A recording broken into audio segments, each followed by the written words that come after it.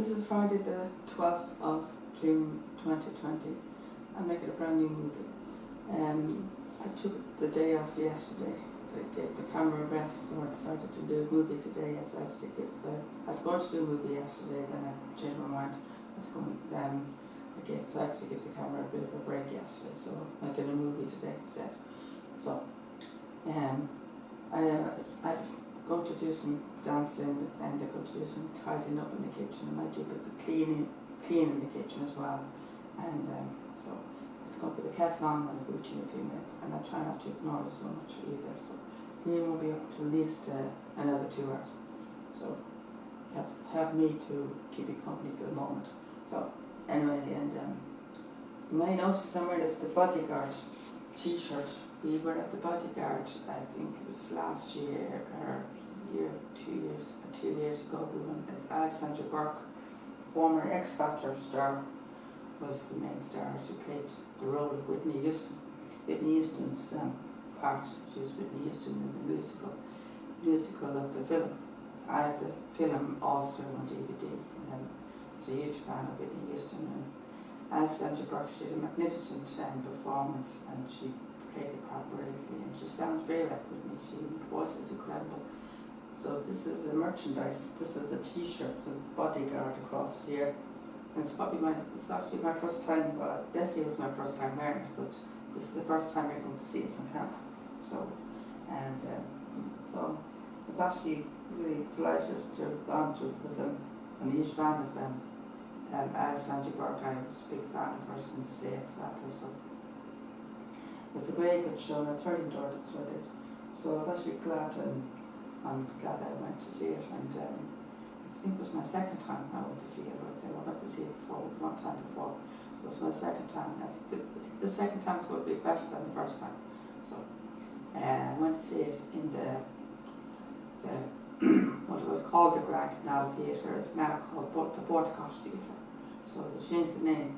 It's called the Bortcosh Theatre. It was once called the Grand Canal. But I don't know if they keep changing the names of these theatres. They keep changing the Three Arena.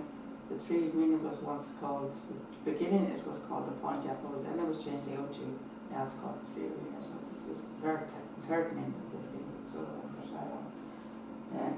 I think my favourite name was probably the O2. I think it was more appropriate.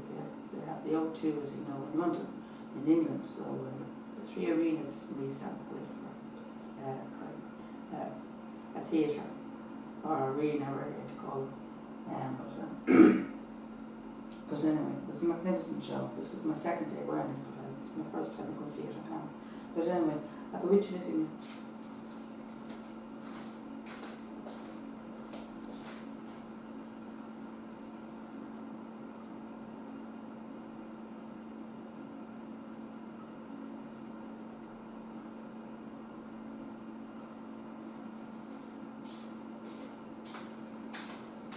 That kitchen is a total bomb. It's good thing you can't see it on camera. It's hidden behind the radio. Dishes everywhere. Really pile of dishes here. It's good thing you can't see it behind the radio. Radio's blocking the noise, blocking the mess. Blocking the mess. Thank God you can't see it.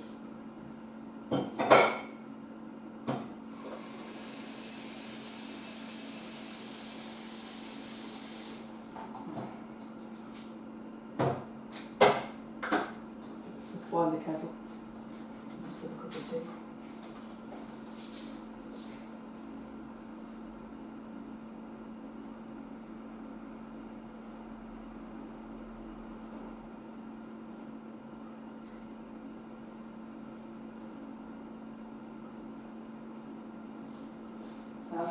I'll reach in a few minutes. I won't be long.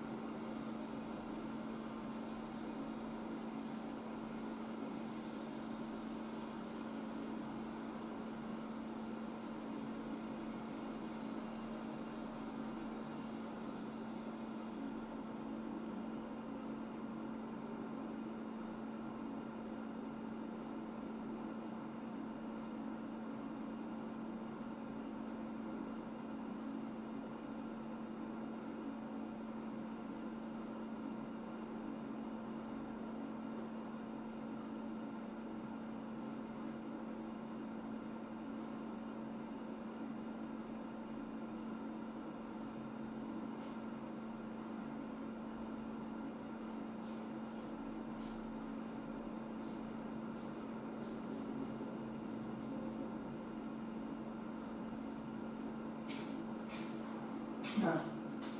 Just a cup of tea now. Sorry about the hold up. Yeah.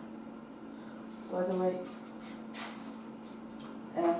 I want to compliment Randy Collier of Soul Horses for all the work he does for all these rescue horses, or all these horses that are in trouble, are endangered of being slaughtered, who were held in these kill pens in Colorado.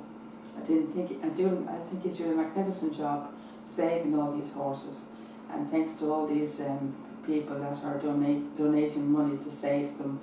And it's also down to my encouragement as well, sending all these tweets to him too that are also saving them.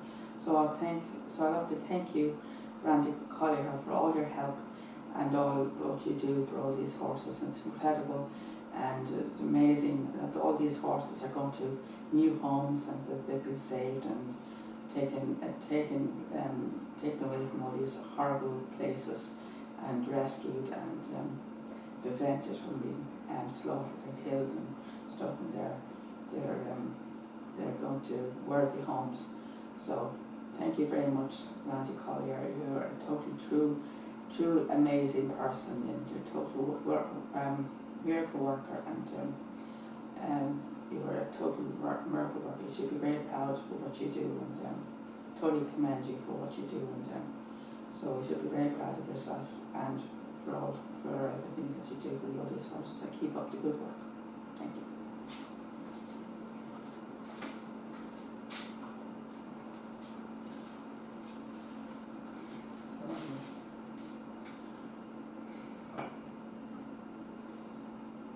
I think it's terrible what these people do with these horses. I don't think they have any shame whatsoever what they do to these horses. I don't think they have any shame over it. They care at all, or realise what they're doing to these horses. Nobody should do this. No animal should have to go through all that. No animal deserves that. What these animals go through. No animal deserves to be thrown into the slump like that, or to kill parent or slaughtered, or no animal deserves that treatment. None. They're all innocent animals. They're all innocent. They don't deserve that. No. So, terrible. It's absolutely it's enough to make you sick to think about it. You know? And it makes me so angry, and it brings me to tears to look at that kind of thing. I've seen a few mares. There's a wooden story with the mare. It was just skin and bone. She's skin and bone. There's no flesh. She's just skin and bone. Thankfully now she's safe. She's got her home now. And there's a few mares that were pregnant, and a few mares that had new foals. You know, so there was a horse that was part wild, who was a former bucking horse, and so thankfully I think he's saved as well. So, and they're trying to save a mare, and her name is Sugar, so hopefully now she'll be saved too. So there's a new mare called Sugar, so when they're trying to think of a new name for her, so hopefully now they'll save her too. So they're trying to ask for suggestions for a new name. So I asked if you'd like my help with my input, so I said yes, be glad. So I gave them a few suggestions for names for her. So I gave them 3 suggestions for a name for her. So hoping that they'll be happy with those suggestions I gave them. But hoping that she'll be okay and she's safe, and that she'll go to home. So at least they're going to worthy places and they're safe, and they'll be well looked after, and hopefully they'll have a good future, and hopefully not they'll be able to do something, you know, like maybe have a career as well, do something career-wise as well, maybe go to write and go have a writing, career writing, or performance career. They could do become a performance horse, or go maybe to racing. Who knows? It'd be nice to have something to do, like, you know, have a career, have a bit of a life ahead of it. You know, maybe just stay out in a farm, be used as a pet, go to a family farm or something, and maybe used as a breeding horse. Who knows? It'd be nice to have some kind of a future for them. Once they're happy, and once they're safe, and once they're well fed, and once they have a good diet, and once they're, you know, healthy, it's all matters. But once they're safe and far away from those kill pens, that's all I care about.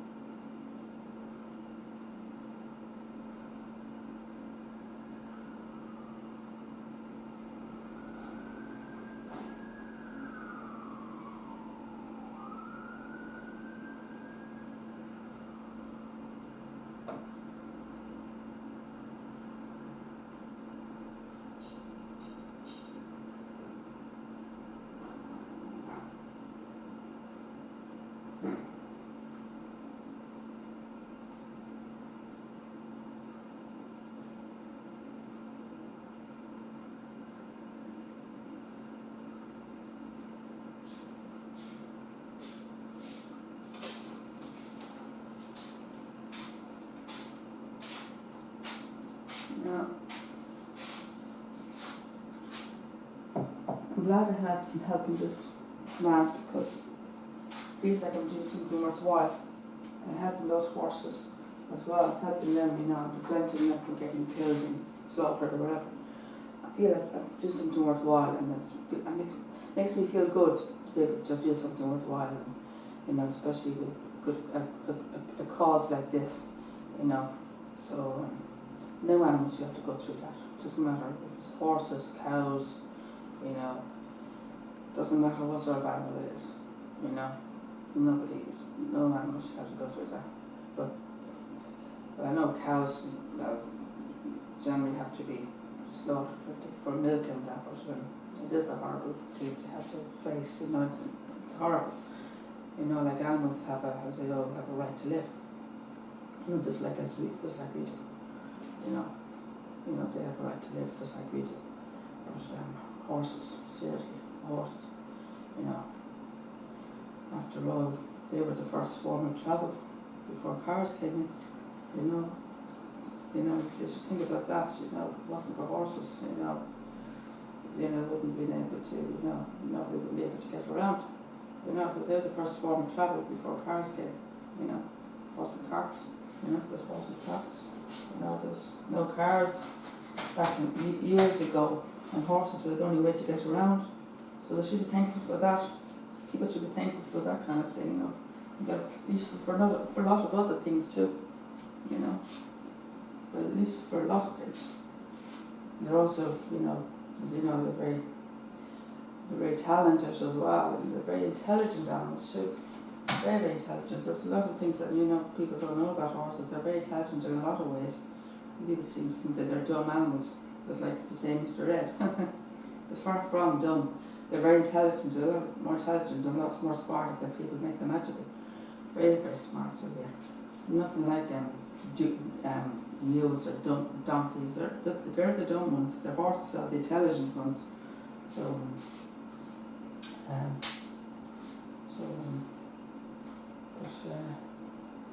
I want to put some music on now.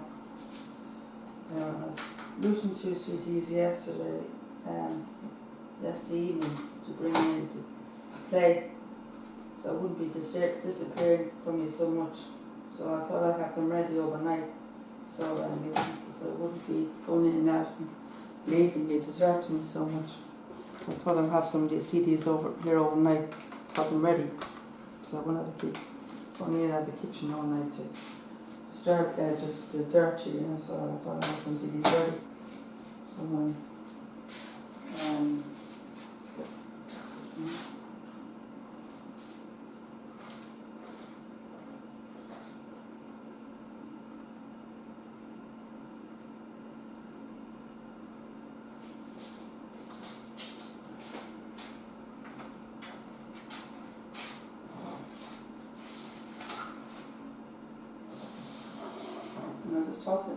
Mr. Red. They made a lot of mistakes in that programme when it comes to horses and stuff, about the knowledge in horses, especially when it comes to the measuring the height. They say feet for one thing. They don't say hands. And when it comes to the equivalent of the age, they're multiplying it wrongly. They're saying they're multiplying it, they're doubling it. They're multiplying it, doubling the quantity. Like they meant to multiply by 4, and I think they're multiplying it. I think they're doubling it by age or something like that. Because one of the episodes, Mr. Ed was 8 years old, and Wilbur saying equivalent to an 8-year-old in a person is 64. In a human is 64. The fact is it's not 64, because a horse at 8 years old, equivalent to a horse in human age, is but 32 or 33. 33 in a human. And they're making out to be 64 in Mr. Ed, and in fact it is not 64, it's actually about 32 or 33 years old in a human. So they have all the knowledge wrong around horses. And the height, they say in feet and its hands, and they've a lot of knowledge on the horses, all wrong. They don't, obviously the writers of this programme, they don't know anything when it comes to horses, the knowledge about horses. So, and they're calling the withers and the waist. They're calling the withers the waist, and actually the waist of the horse is called withers. So they have everything all wrong. And and they're Wilbur saying name as the horse name. You hear the kids say name. As you know, the sound of the horse. You know the kids always say. I know it's the sound that is called a name. But that's what the kids say. The kids would always say that. You see, the sound that the horse makes is called a neigh. But that's what the kids would say when the kids would say that. Even 10-year-old would say that. But the adults would say whinny. The adults would say whinny. But I know the sound is called a neigh. I know the sound is called a neigh, but the horses do. But that's what the kid would say, neigh. But an adult would say whinny. That's not like winning. But it's weaning, so the adult version would be a winning sound, but the child version would be name. But Wilbur's still talking like a child. He's saying name. He's still talking like a child. He's saying name, and he's saying weaning, But that is, I know it's a neigh with the sound that the horse makes, but that's what a child would say. But an adult would say weaning. But Wilbur's still talking like a child in the program. But and the height is saying feet, and it should be hands. But it's very big. You don't have a clue at all where the knowledge on horses go. But at the age, they have it all wrong, and they're obviously multiplying they're doubling the age by obviously doubling by obviously doubling to 4 to 8. They must be going by 8 rather than 4, because meant to multiply by 4, and they must be multiplying it by 8 with the age equivalent. So the 8-year-old would be about 33, I'd say,